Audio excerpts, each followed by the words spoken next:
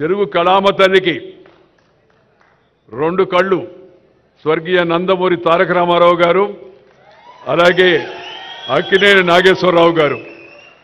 తెలుగు కళామ తల్లికి రెండు కళ్ళు స్వర్గీయ నందమూరి తారక రామారావు గారు, అక్కినేని నాగేశ్వరరావు గారు అయితే మూడవ కన్ను శ్రీ చిరంజీవి గారని చెప్పిన సందర్భంగా నేను మనం చేస్తా ఉన్నాను. ఈ విషయం నేను ఇవాళ చెప్పడం లేదు, ఆయనకు అవార్డు లభించింది కాబట్టి అని. చాలా కాలం కింద విజయవాడలో ఈ విషయాన్ని చెప్పాను. ఎందుకంటే ఆయనలో ఉన్న ప్రతిభను నేను గుర్తించాను కాబట్టి, నాకు నచ్చింది కాబట్టి, జనం మెచ్చింది కాబట్టి ఆ విషయాన్ని చెప్పడం జరిగింది. ఎందుకంటే మరి తన నటనా కౌశల్యం ద్వారా ప్రజానికాన్ని రంజింప చేయడం, దానికోసం నిరంతరం శ్రమిస్తూ ఉండడం ఒక ఎత్తైతే, ఆ నటనలో కొన్ని ప్రమాణాలు పాటించి అసభ్యతకు, అశ్లీలతకు, హింసకు పెద్దగా తావివ్వకుండా నటన కొనసాగించడం అవుతుందో చిన్న విషయం కాదు. ఆ విషయంలో చిరంజీవి గారిని ఇతరులు కూడా ఆదర్శంగా తీసుకోవాల్సిన అవసరం ఎంతో ఉంది. రెండవది, మన యొక్క ప్రజా జీవనంలో ఉన్న వాళ్ళందరూ భారతీయ సంస్కృతిని పాటించి share and care is the core of Indian philosophy. ఆదికాలం నుంచి, వేదకాలం నుంచి, పుణ్యకాలం నుంచి, పురాణకాలం నుంచి మన పూర్వీకులు అనుభవించి రంగరించి మనకు మేళవించి మనకు అందించిన వారసత్వం అవుతుందా భారతీయత. నువ్వు పెంచుకో, ఇతరులతో పంచుకో, పెంచుకో, పంచుకో. ఈ షేర్ అండ్ కేర్ అనేది మన పెద్దలు మనకు అందించినట్టు పెద్ద గొప్ప నానుడి. దాన్ని వారు జీవితంలో ఆచరిస్తూ పెద్ద నటుడుగా పేరు వచ్చినా, రాజకీయాల్లో అవకాశం వచ్చి పైకి వెళ్ళినా, మరి కింద జనానికి, సామాన్య జనానికి మేలు చేయాలనే ఉద్దేశంతో ఆ బ్లడ్ బ్యాంక్ కార్యక్రమాన్ని చేపట్టి దాన్ని కరోనా సమయం ఆ తర్వాత కూడా నిరంతరం కొనసాగించడం అవుతుందో ఇది చాలా చాలా అభినందించిన విషయం అని మీ అందరూ కూడా నేను మనం చేస్తున్నాను.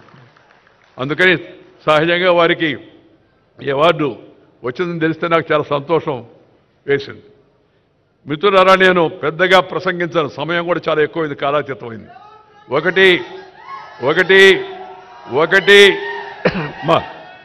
ఒకటి ఒకటి ముఖ్యమంత్రి గారిని నేను అభినందించాను, ఇందాక కేంద్ర ప్రభుత్వాన్ని అభినందించాను, ఈ పద్మ అవార్డు వాడు ఇచ్చిన అందరిని అభినందించాను. జీవితంలో పట్టుదల ఉంటే, కృషి ఉంటే ప్రతి ఒక్కరు కూడా ఉన్నత శిఖరాలకు చేరుకోవచ్చు అనేది ఈ అందరి యొక్క జీవితాల గురించి మనం కొత్త యువతరం, నవతరం తెలుసుకోవాల్సిన విషయాన్ని మీ అందరికి కూడా మనం చేస్తూ ఉన్నాను. కృషి, అందువల్ల ప్రతి ఒక్కరికి జీవితంలో క్రమశిక్షణ, సమయ పాలన, మాట తప్పకుండా ఉండడం, నీతి నిజాయితీ, ఇతరులతో తనకు వచ్చిన దాన్ని పంచుకోవడం అవుతుందో అలవాటు చేసుకుంటే తప్పనిసరిగా జీవితంలో యువతరం కూడా పైకి వస్తారని చెప్పని నేను ఈ సభలో ఉన్న యువకులకే కాకుండా రాష్ట్రంలో ఉన్న యువకులందరికీ కూడా నేను ఈ సందర్భంగా నేను మనవి చేస్తూ ఉన్నాను. అలాంటి అవకాశం వస్తుందంటే ప్రయత్నం చేస్తే వస్తుంది.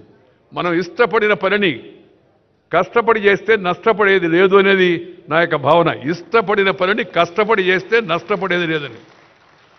ఈ వయసులో కూడా ఇలా ఉత్సాహంగా ఉండి ఇంత ఉరకరెత్తిచ్చేట్టుగా నటన చేయడం అంటే చిన్న విషయంగా, దాని వెనక ఎంత శ్రమ ఉందో, రోజు ఎంత బాధలు పడుతుంటారో, ఎంత ఇబ్బంది పడుతూ ఉంటారో నటులు మనం అర్థం చేసుకోవచ్చు. బట్ శ్రమ, ఆ శ్రమ అది ఇష్టపడిన శ్రమ. ఇష్టపడిన శ్రమని కష్టపడి చేస్తే నష్టపడేది లేదు, మంచి గుర్తింపు వస్తుంది. దానికి వారి యొక్క జీవితం కూడా ఒక ఉదాహరణ చెప్పని సందర్భంగా నేను మనవి చేస్తూ ఉన్నాను. ప్రజా జీవనంలో ఉన్న వ్యక్తులు కొన్ని విలువలు పాటించాలా. ఇందాక వారు చెప్పారు కదా, సాంప్రదాయాలు పాటించాలా.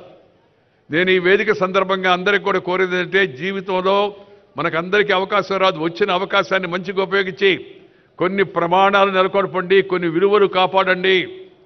ఈ మధ్యకాలంలో అసెంబ్లీలలో, పార్లమెంట్లో వివిధ స్థాయిల్లో జరుగుతుంటే గలాటాలు ప్రజల్లో చాలా ఆందోళన కలిగిస్తూ ఉన్నాయి.